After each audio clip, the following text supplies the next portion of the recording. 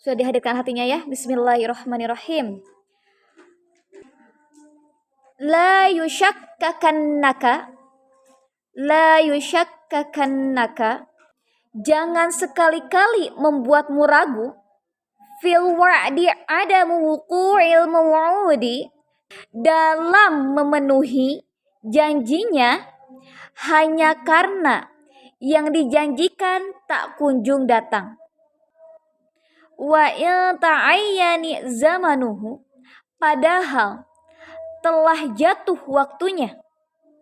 Li'alla yakuna dzalika qadaha fi basiratika. Karena hal tersebut dapat mengotori hatimu. Keraguan itu ya maksudnya. Wa ikhmadan linuri sariratika.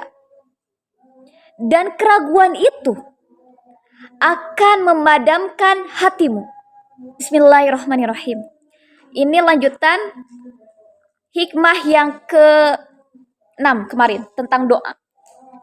Allah berfirman bahwa Allah akan mengabulkan setiap doa hambanya.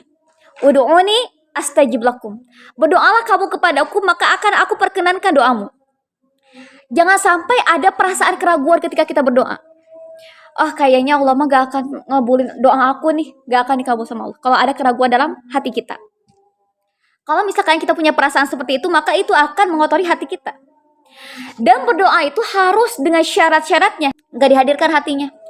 Misalkan berdoa gini, Alhamdulillahirrahmanirrahim, hamdan syakirin, hamdan na'imin, hamdan yuafi na'amah wa yukafi'u mazidah ya Rabban. Gak sadar. Jadi tidak sadar bahwa diri kita sebenarnya berdoa sama Allah.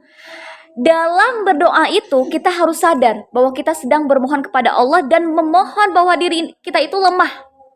Sadar diri bahwa diri kita ini lemah, gak bisa apa-apa tanpa pertolongan Allah.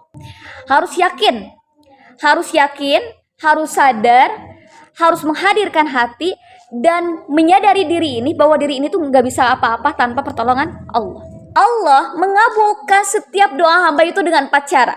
Yang pertama adalah Allah benar-benar mengabulkan permintaan hamba yang sesuai dengan permintaannya. Allah mengabulkan permintaan hamba yang sesuai dengan permintaannya. Lalu yang kedua, Allah mengabulkan doa hambanya melebihi apa yang dipinta. Jadi Allah itu udah tahu banget keadaan kita. Bisa jadi Allah memberikannya lebih dari apa yang kita pinta.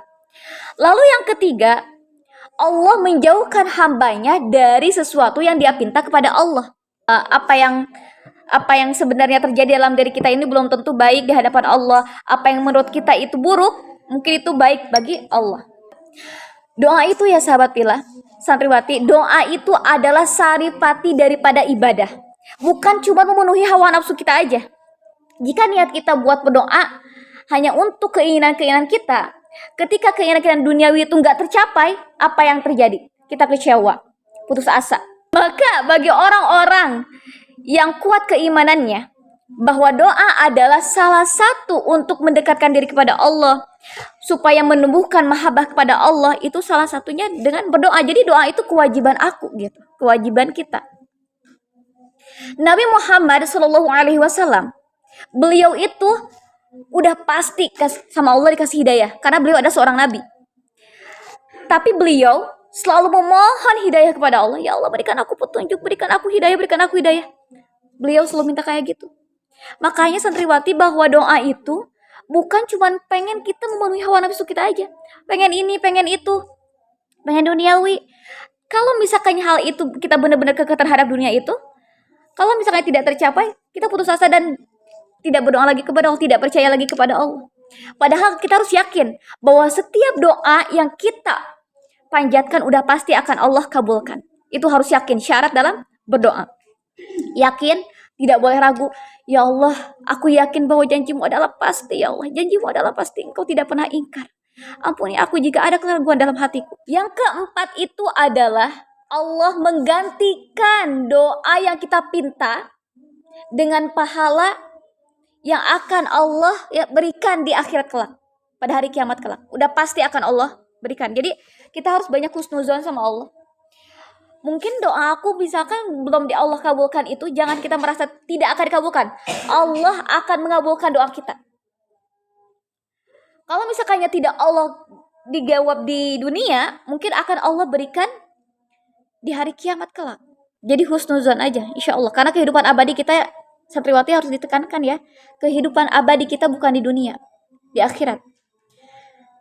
Kalian boleh menjadi seorang yang kaya raya. Kalian boleh menggapai cita-cita kalian setinggi-tingginya. Boleh, silakan. Tetapi kita jangan pernah lupa bahwa tujuan kita itu di akhirat. Tempat kita kehidupan yang abadi. Kita sudah tahu saudara-saudara kita, keluarga kita, apakah orang tua kita yang sudah meninggal, apakah mereka kembali? Tidak. Karena kehidupan yang paling abadi itu bukan di dunia, di akhirat. Jadi jangan sampai kita tenggelam dalam masalah dunia. Boleh kalian punya duniawi sekaya apapun kalian, tapi jangan sampai kalian melupakan bahwa tujuan hidup kita itu adalah di akhirat kelak. Lalu selanjutnya, nah, doa itu ingat, bukan cuma pengen memenuhi hawa nafsu, tetapi untuk kewajiban kita mendekatkan diri kepada Allah, buat berinteraksi dengan Allah, untuk menumbuhkan rasa cinta kepada Allah. Itu adalah doa. Kalau misalkannya ada keraguan dalam hati kita ketika kita berdoa, itu dapat mengotori hati kita. Kalau udah kotor, kita udah jadi males berdoa sama Allah, gak percaya sama Allah. Dan ketika kita ragu, itu akan memadamkan batin kita, hati kita. Ketika hatinya mati, mudah melakukan maksiat karena udah gak percaya sama Allah. Karena ada keraguan dalam hati kita. Makanya kalau sama Allah, bilangnya gini, ya Allah, perkuatkan imanku, yakinkan hatiku, berikanlah aku kemanisan iman, ibadah dan ilmu. Ya Allah, dihadirkan hatinya sampai nangis sama Allah, tumbuhkan rasa cintanya kepada Allah. Seperti itu. Wallahu a'lam bishawab.